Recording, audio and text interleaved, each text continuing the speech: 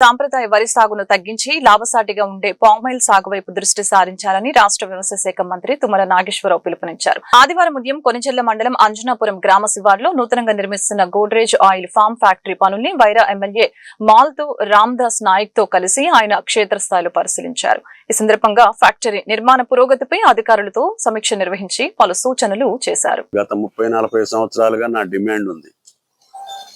ఆ రోజు పూజ్యులు ఎన్టీ రామారావు గారు ఉన్నప్పుడు ఆయన 87-88లో ఈ రాష్ట్రానికి ఉమ్మడి రాష్ట్రంలో ఆయిల్ పామ్ మొక్క తీసుకొచ్చి పెదవేగిలో ఆయన నాటడం, అది ఈ రోజున మహావృక్షమై తెలంగాణ వ్యాపితంగా ఈ పంట పండించుకునే అవకాశం ఇచ్చినటువంటి రైతు బాంధవుడు పూజ్యులు ఎన్టీ రామారావు గారు.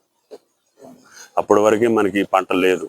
ఎక్కడో ఆఫ్రికాలో, ఆస్ట్రేలియాలో, ఇండోనేషియాలో, మలేషియాలో పండే పంటలు. అటువంటిది అప్పట్లో కేవలం ఆంధ్రప్రదేశ్కి మన ఒక్క జిల్లాకే పర్మిషన్ ఉండేది. అప్పుడు కేంద్రమే ప్రకటించేది ఈ మండలాల్లో ఈ వాతావరణానికి తగ్గట్టుగానే ఈ పంట వస్తుంది కాబట్టి ఖమ్మం జిల్లా, అదేవిధంగా ఆంధ్రాలో ఉన్న కోస్తా జిల్లాలన్నిటికీ అవకాశాలు ఇచ్చారు. పక్కన ఉన్నటువంటి సూర్యాపేట నియోజకవర్గానికి కూడా ఇచ్చారు. కానీ 45 సంవత్సరాలుగా ఆ ప్రాంతం మొత్తం కూడా రైతులు ముందుకొచ్చారు. మొత్తం 6 లక్షల ఎకరాలు సుమారు ఆంధ్రాలో వేసుకున్నారు. మన ఖమ్మం జిల్లాలో మాత్రం కేవలం కొత్తగూడెం, సత్తుపల్లి ప్రాంతంలోనే అప్పట్లో అలవాటయ్యారు. మళ్ళీ ఈ ప్రభుత్వం వచ్చిన తర్వాత గత ప్రభుత్వంలో కూడా నేను మిగిలినటువంటి 30-31 జిల్లాలకు కూడా పర్మిషన్ తెచ్చుకున్నాం.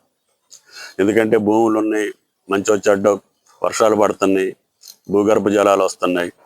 ఈ ప్రాంతం కూడా మా ప్రాంతం మాత్రమే ఉంది కదా అని చెప్పి ఆదిలాబాద్, మహబాద్, కరీంనగర్ అన్ని జిల్లాలకి పర్మిషన్ తీసుకొచ్చి అన్ని జిల్లాల్లో పామాయిల్ వేసుకోవటానికి వెసులుబాటు ఇచ్చాం.